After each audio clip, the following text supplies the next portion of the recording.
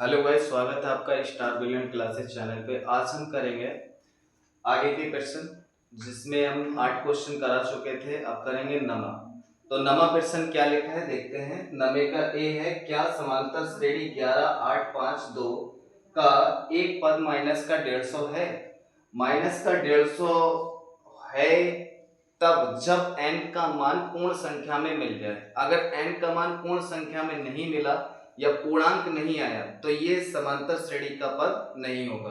तो आइए देखते हैं किस तरीके से करते हैं। तो सबसे पहले यहां डाल लेते हैं हल और उतारेंगे समांतर श्रेणी। तो जो हमें समांतर श्रेणी दी है पहले हम इसको नोट कर लेते हैं। लिखा है 11 8 5 2 डैश डैश डैश। अब इसमें हमें ये बताना है क्या एक पद माइनस का 150 है। तो 150 है, अभी देखिएगा पहले हमें a निकाल लेते हैं। तो a बराबर में आएगा 11। a होता है समांतर श्रेणी का प्रथम पद, तो a हो जाएगा 11। इसके बाद हम निकालेंगे d। तो d निकालते हैं, d कहते हैं सार्वंतर। सार्वंतर कैसे निकालते हैं? दूसरे पद में से पहला पद घटाकर। तो दूसरा पद है 8, तो 8 में से पहला पद घटा देंगे 11। तो आएगा d बराबर में माइनस के 11 है और प्लस का 8 है। माइनस 11 में से 8 घटाएंगे, माइनस का कितना बचेगा 3। अब इसने कहा है कि एक पद माइनस का 150 है, तो 150 को हम मान लेते हैं कि n पद जो है वो माइनस का 150 अभी है। अभी हम लिख लेते हैं कि 150 है। अगर इस n का मान पूर्ण संख्या में मिल गया तो ये 150 होगा, और अगर नहीं मिला तो नहीं होगा। देखिएगा तो a प्लस का n माइनस का 1 d बराबर में माइनस का 150। हमने क्या करा, an का सूत्र लगा दिया, a प्लस का n माइनस 1 d बराबर में माइनस का 150। a का मान लगा देते हैं 11 प्लस का n माइनस 1, इसको हमने ऐसे ही लिखा, और d का मान है माइनस का 3 बराबर में माइनस का 150। आगे बढ़ते हैं। यहां से n माइनस का 1 गुणा माइनस का 3 बराबर माइनस का 150, और ये 11 है इस साइड में प्लस का, इधर लेके आते हैं, इसे इधर लिखेंगे, माइनस का हो जाएगा। फिर आएगा n माइनस का 1 गुणा माइनस का 3 बराबर माइनस का 150 माइनस का 11, दोनों माइनस के हैं तो क्या होगा, जुड़ जाएगा। तो आएगा माइनस का 161। फिर आएगा n माइनस का 1 बराबर माइनस का 161 बटा, ये गुणा में माइनस का 3 है, इस साइड में हम लिखेंगे तो कहां लिखेंगे, बटे में। माइनस से माइनस ये कट जाएगा, इस साइड में आ जाते हैं। यहां लिखा है n माइनस का 1 बराबर 161 बटे में 3। अभी 161 नहीं कट रहा है, तो अब हम क्या करेंगे, 1 का पक्षांतर कर देते हैं इस साइड में। तो 161 बटे में 3, जब ये 1 इधर आ जाएगा तो यहाँ पर n माइनस का 1 है, ये 1 इधर आ जाएगा तो बचेगा कितना, n बराबर, यहाँ पर आएगा माइनस, ये माइनस है तो यहाँ माइनस नहीं आएगा, ये पक्षांतर करते हैं, साइड चेंज करते हैं तो चिन्ह भी चेंज हो जाता है। तो यहाँ पर माइनस का है, इस साइड में आके क्या हो जाएगा, प्लस 1। अब इसे सॉल्व करते हैं तो ऐसे तिरछी गुणा कर लो, तो n बराबर में 161 प्लस 3 एकम 3, यहाँ प्लस है तो प्लस लगाएंगे, माइनस होता तो माइनस लगाते, और पूरे के बटे में कितना आ जाएगा, 3। फिर n बराबर 161 प्लस का 3 तो हो जाएगा 164 बटे में 3। अब इसमें 164 में 3 से भाग देते हैं, देखिएगा अगर कट जाता है पूरा पूरा, पॉइंटों में नहीं आना चाहिए, अगर पॉइंट में आ गया, दशमलव में अगर आपका आंसर आया तो ये 150 माइनस का पद नहीं होगा। तो यहाँ पर 3 से लगाएंगे 164 में भाग, तो 3 पंजे आएगा 15, बचेगा कितना, 1 उतारेंगे 4, तो 3 4 12, कितना बचेगा, 2। अब यहाँ पर पॉइंट लगा के 0, तो 3 छक 18, फिर से 2 बचेगा, फिर 0 बढ़ा लो, 3 छक 18, तो n का मान जो है वो 54.66। इसका मतलब है कि n का मान जो आया है वो दशमलव में आ गया, पूर्ण संख्या में नहीं है। तो हम लिख लेते हैं यहां पर n का मान पूर्ण नहीं है,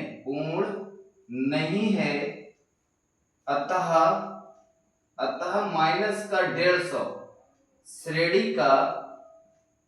श्रेणी का एक पद नहीं है। उसने यही पूछा है पद है या नहीं है। अगर ये n का मान पूरा पूरा मिलता तो ये पद होता, और नहीं मिला है तो ये पद नहीं। हमें का बी क्वेश्चन लिखा है समांतर श्रेणी 76 72 68 76 72 68 और लिखा है 64 का कौन सा पद शून्य है।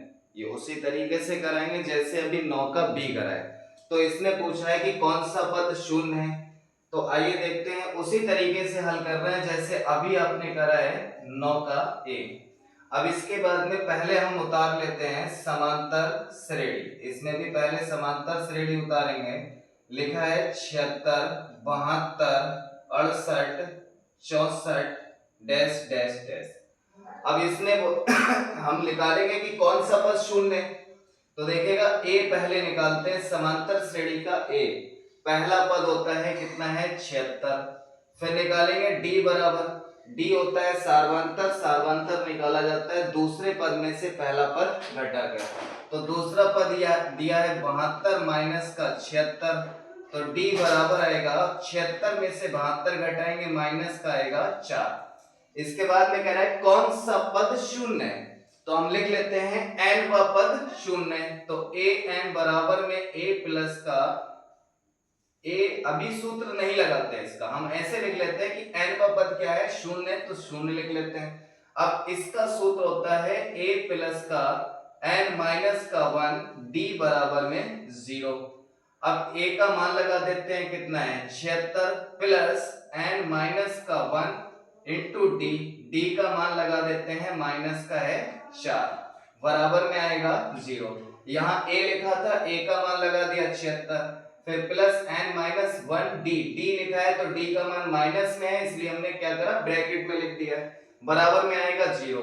इस 76 का पहले करेंगे पक्षांतर, तो यहाँ बचेगा n माइनस का 1 ये लिखा, फिर गोड़े में माइनस का 4 बराबर ये 76 इस साइड में प्लस का है, हम इस साइड में लिखेंगे तो चिन्ह चेंज हो जाएगा, किसका आएगा माइनस का। अब ये 4 गुणा में है तो बराबर में लिखेंगे कहां जाएगा 76 के बटे में, क्योंकि गुणा में साइड में लिखेंगे तो कहां आएगा बटे में, माइनस से माइनस गया, क्या 4 से 76 कटेगा, अगर कटेगा तो काटेंगे 4 एकम 4, यहाँ आया 4 है कितना 7 बचा 3 6 के बगल में आ जाएगा तो 36 हो जाएगा, 4 में 36, तो n माइनस का 1 बराबर में 19।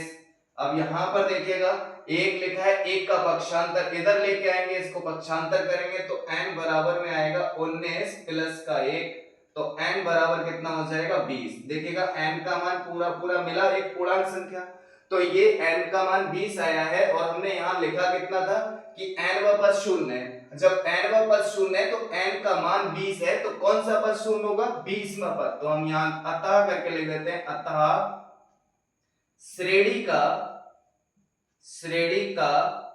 20वां पद शून्य है, या शून्य होगा लिख लेते हैं शून्य। देखते हैं नमे के सी में क्या लिखा है। नमे का सी प्रश्न है, कह रहा है समांतर श्रेणी 9 4 9 14 4 9 14 19 का कौन सा पद 104 है। तो उसी तरीके से करेंगे जैसे अभी ए और बी करा है, तो सी भी उसी तरीके से ही करेंगे। तो देखिएगा हल लिखेंगे और पहले हम उतार लेते हैं समांतर श्रेणी। तो समांतर श्रेणी, पहले समांतर श्रेणी को उतार लेते हैं 4 9 14 19 डैश डैश डैश। कह रहा है का कौन सा पद 104 है, तो हम पहले a निकालेंगे। तो a क्या होता है प्रथम पद जो सबसे पहले लिखा होता है, तो a बराबर 4। फिर d निकालेंगे, d होता है सार्वंतर, सार्वंतर दूसरे पद में से पहला पद घटाते हैं, तो 9 में से 4 घटाएंगे तो d कितना आएगा, d बराबर में 5। इसके बाद में कह रहा है कि कौन सा पद 104 है, तो हम लिख लेते हैं n व पद 104 है, तो n व पद 104 है तो a बराबर में an बराबर 104। अब an यानी n व पद है, ये n वे पद को an से लिखा जाता है। अब इसका सूत्र लगा देते हैं, a प्लस का n माइनस 1 और d बराबर में 104। अब a का मान लगा देते हैं 4 है प्लस n माइनस का 1 d का मान यहाँ पे लगा देते हैं कितना आएगा 5 बराबर में 104। अब इसके बाद में 4 का पक्षांतर करेंगे, इधर लेके आएंगे इसे, तो n माइनस का 1 गुणे में 5 बराबर में आएगा 104 माइनस का 4। अब यहाँ पर बचेगा n माइनस का 1। अभी देखिएगा ये 5 गुणा में मैं इधर लेके आऊंगा इसे, तो ये कहाँ चला जाएगा, बटे में। तो बराबर 104 में से 4 घटाएंगे कितना बचेगा, 100। और ये 5 गुणा में है तो कहाँ चला जाएगा, बटे में। अब बटे में 5 गया तो 5 से 100 काटेंगे, 5 दूनी 10 और बचा 1 जीरो। 5 दूनी 10 और 1 जीरो बचा, उतार लिया। अब n माइनस का 1 बराबर में कितना आएगा, 20। अब यहां से देखिएगा n माइनस का 1, हमें n निकालना है तो 1 को हटाना पड़ेगा, उधर लेके चलते हैं। तो n बराबर में 20 और 1 यहाँ पे माइनस का इधर आएगा तो किसका हो जाएगा, प्लस का। तो n बराबर 20 और 1 21, यानी कि n का मान कितना आया, 21 आया। तो 21वां पद श्रेणी का जो होगा वो क्या होगा, 104। तो हम लिख देते हैं यहाँ पर अतः श्रेणी का 21वां पद 104 होगा, 104 होगा। बस इतना ही करना था। अब करते हैं 10वां प्रश्न। 10वां प्रश्न क्या लिखा है, कह रहा है उस समांतर श्रेणी का 31वां पद ज्ञात कीजिए। यानी 31वां पद हमें निकालना है। 31वां पद ज्ञात कीजिए जिसका 11वां पद 38 है, 11वां पद 38 है और 16वां पद 73 है। तो देखिएगा जब हमें 31वां पद या कोई सा भी पद हमें निकालना होता है तो समांतर श्रेणी में सबसे ज्यादा इंपॉर्टेंट होता है ए और डी। तो पहले ए और डी पता करेंगे, उसके बाद में 31वें पद का फार्मूला लगाएंगे, फिर ए और डी के मान लगा देंगे। तो आइए देखिएगा किस तरीके से करते हैं। तो हल लिखेंगे, तो जो हमें दिया है तो हम पहले लिख लेते हैं, दिया है तो क्या दिया है, हमें दे रखा है 11वां पद। तो 11वां पद हमें 38 दे रखा है, तो 11वें पद को 11 से लिखेंगे, 38 लिख लेते हैं बराबर में। इसका सूत्र लगा देते हैं। 11वें पद का सूत्र होता है a प्लस का, यहां पर 11 लिखा है, 11 में से a को कम कर दो तो आएगा 10 और इसमें d जोड़ देते हैं तो 10d बराबर में आएगा 38। इसे मान लेते हैं समीकरण 1। इसके बाद में हमें 16वां पद दिया है, तो 16वां पद को लिखेंगे a16। 11वां पद है तो 11वें पद को a11 से लिखा, 16वां पद है तो a16 से लिखेंगे बराबर में 73। इसके बाद में हमने 11वें पद दिया था, 11वें पद का सूत्र लगाया। अब 16वां पद है तो 16वें पद का सूत्र बना लेते हैं। a प्लस का यहाँ पद 16 है, 16 में से 1 को कम करेंगे आएगा 10d बराबर में 73। इसे मान लेते हैं समीकरण 2, या फिर अभी ना इसे नहीं मानते हैं, हम क्या करते हैं इसमें प्रतिस्थापन विधि लगा देते हैं। प्रतिस्थापन विधि में क्या होता है कि a का मान d के पदों में निकाल लेते हैं, या फिर एक चर का मान दूसरे चर के रूप में निकाल लेते हैं। तो यहां से देखिएगा आपको क्या करना है, सिंगल a है, यहाँ पर 15d है, यहाँ सिंगल a है तो सिंगल a का मान पहले निकाल लेते हैं। यहाँ पर लिखा है 73 और ये 15d को इधर लेके आते हैं, यहाँ प्लस का है, इधर लिखेंगे तो किसका आएगा, माइनस का 15d। अब इसे मान लेते हैं समीकरण 2। अब इसको उठा के आपको क्या रखना है, समीकरण 1 में लगाएंगे। समीकरण 1 में जहां पर भी मिलेगा तो हम लिख लेते हैं a बराबर में 73 माइनस का 15d समीकरण 1 में रखने पर।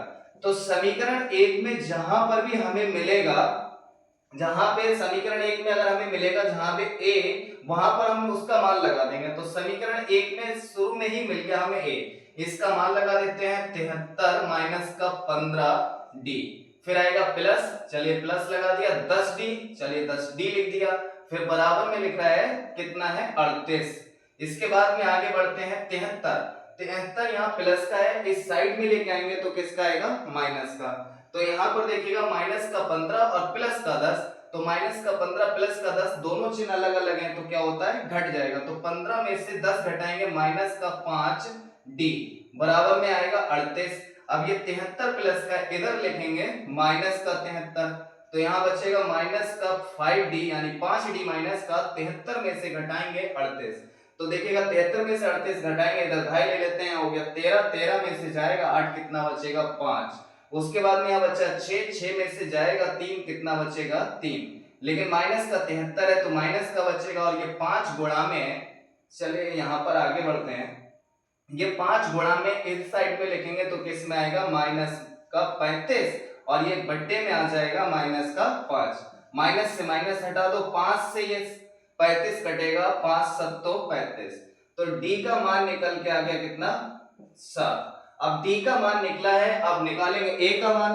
तो ए का मान, डी का मान जो है समीकरण 1 में या समीकरण 2 में किसी में भी लगा देते हैं। तो हम इसका डी का जो मान आया है 7, ये किस में लगा देते हैं, समीकरण 2 में रखने पर। ये लाइन हमें लिखनी पड़ती है, तो समीकरण 2 में हम रख देते हैं, वहां रखेंगे जहां डी मिलेगा।